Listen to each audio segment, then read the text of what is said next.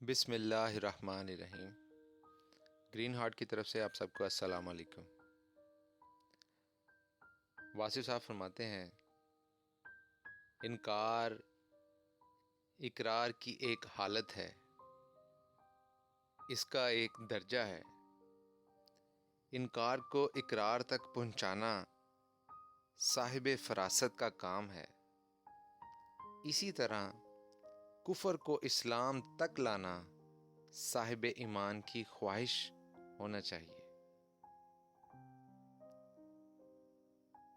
इस दुनिया में इंसान ना कुछ खोता है ना पाता है, वो तो सिर्फ आता है और जाता है।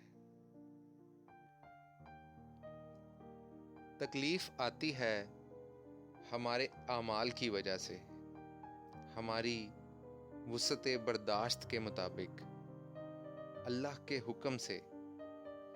हर तकलीफ एक पहचान है और ये एक बड़ी तकलीफ से बचाने के लिए आती है।